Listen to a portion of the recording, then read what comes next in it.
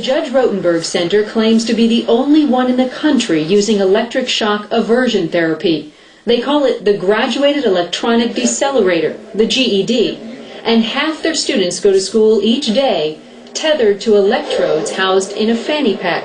Really bad pain on a scale of 1 to 10, what would you say? 10 is really bad. Like 7. It's a therapy almost as old as electricity itself, banned as barbaric at a far higher voltage, illegal in some states. To Evelyn Nicholson, it is one flew over the cuckoo's nest for kids. Bad behavior brings a single 2-second skin shock. So how much does it hurt?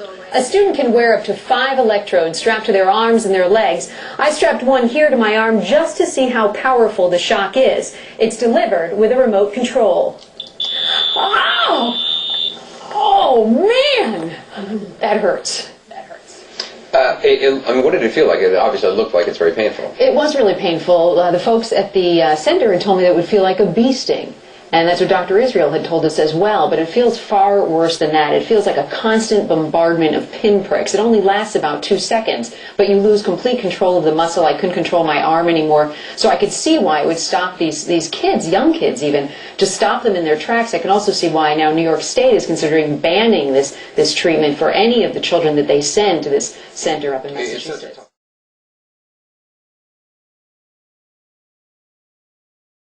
All peppered up like chickens, you know, scabs all over their bodies, over the arms, over both arms, over the torso, and over the legs. The school says Greg Miller is simply a disgruntled former employee, though they acknowledge some students have had what they describe as harmless scabs from the GED device. Miller said he came to believe that the shock was psychological torture. You can have a behavior if you're the student, and the student over there, to the side, thinks he's going to get it. She'll say, no, no, no! And you have to shock both of them because it's screaming. We saw firsthand just how frightened some children are of being shocked. As we walked around with Dr. Israel, I met a young girl named Rachel, who appeared happy and relaxed, until I asked to see the device that activates the shock. This is her sled where we keep the transmitters to the device. Right? Rachel whines and starts to pull away. It's clear that just seeing the box, just seeing it, caused her great distress. There's a psychological cost, isn't it? A very beneficial cost. I mean, yes, it is something that may generate some anxiety. Well, you did see Rachel's reaction, though, when the supervisor just took the device out to show it. It was good that she had that reaction. It shows it's effective.